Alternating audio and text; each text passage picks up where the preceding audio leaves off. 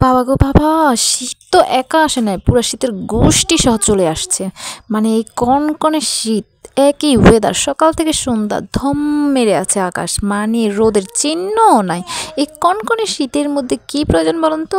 রস, রস আর রসের পায়েস, যেটা এত মজা। এই কনকনে শীতের মধ্যে গরম গরম রসের সিন্নি, যেটাকে আমরা সিন্নি বলি। রসের পায়েসের জন্য কিন্তু রস লাগবে, কিন্তু রস পাই কই? সেজন্য কত রস খুঁজতেছি, কিন্তু রসের চিহ্ন পাচ্ছি না। এইদিকে দেখলাম আমার মাতাজি মানে একদম জ্যাঠাদের বাড়িতে চলে গেল রসের জন্য। সেখানে গিয়ে রস তো ঠিকই নিল, তারপর হচ্ছে 5 লিটার একটা বোতলে রেখে ডিপ ফ্রিজে রাখলো, যার কারণে এটা বরফ হয়ে গেলো। আর সেজন্য আমি আপনাদেরকে একটা ধাঁধার মতো জিজ্ঞেস করলাম, বলুন তো এগুলা কি? তো এটা হচ্ছে আমাদের বরফ রস।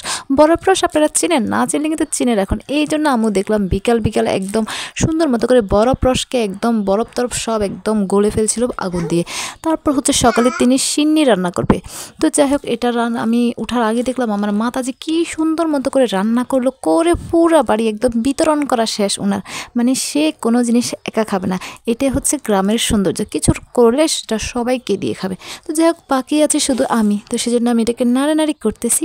আর হচ্ছে তারপর নিজে খাবো এই কনকনে শীতের মধ্যে বসে সিন্নিটা খাবো। এই কনকনে শীতের মধ্যে সবার ঘুম থাকলেও কিন্তু আমার মাতাজির ঘুম নাই। মানে তিনি একদম ভোর 5টায় উঠে কি করবে, কি খাওয়াবে, কি রান্না করবে, কি মেয়েকে খাওয়াবে, এ নিয়ে পড়ে থাকে। সে হচ্ছে একদম মা জননী। তো আম্মুকে বললাম, তুমি এত তাড়াতাড়ি উঠে কেন রান্না করলো? আমি একটু শিখতাম, কারণ আমার মায়ের হাতের এই রসের পায়েস আমার কাছে এত ভালো লাগে, কি বলবো। তো যাই হোক, তারপর এটা পেট ভরে খেয়ে নিলাম। খেয়ে তারপর ভাবলাম একটু হেঁটে আসি। তো আমাদের সাইডে হচ্ছে জমি আছে, তো সেখানে গেলাম, গিয়ে দেখলাম যে কি এই একটা জাপানি পাতা, যেটাকে আমরা বলি জাপানি পাতা, এটা একটা ঔষধীয় কাজ করে। ছোটোবেলায় যখন আমাদের হাত কেটে যেত, এটা হচ্ছে ছেঁচে আমাদের হাতে বসিয়ে দিত, রক্ত বন্ধ হয়ে যেত। এই পাতাকে আপনারা কে কী নামে চেনেন? এই ফুলগুলো দিয়ে যে কত খেলেছি, কি বলবো। ছোটোবেলার সেই পাতাগুলো মনে হচ্ছে আবার ছোটোবেলায় ফিরে গেলাম। তো যাই হোক, তারপর দেখলাম মায়ের হাতের এই লাউ গাছ, যেটাকে মা কি যত্ন করে, সকালে পানি দেবে, রাত বিকেলে পানি দেবে।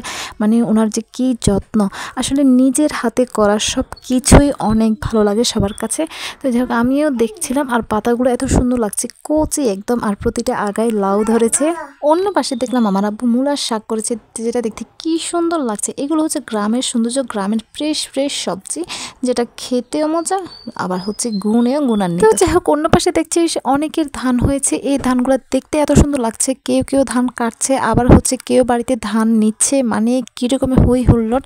যদিও এবছর খুব একটা ধান হয় না, কারণ হচ্ছে বন্যার কারণে অনেক কৃষক হচ্ছে ক্ষতিগ্রস্ত হয়েছে। যাই হোক, হাঁটাটি শেষে আবার ঘরে ফিরে গেলাম। আর হচ্ছে দেখলাম আমার বাবা জিলাপি নিয়ে এসেছে। ছোটোবেলায় আব্বু আমাদেরকে বলবো, আব্বু তোমাদের জন্য কী নিয়ে আসবো? তখন বলতাম, আব্বু জিলাপি নিয়ে আসো, মুরালি নিয়ে আসো। ঠিক এখন আমরা যখন বাবার বাড়িতে যাই, তখন আব্বু আমাদেরকে জিজ্ঞেস করে আর এগুলো নিয়ে আসে।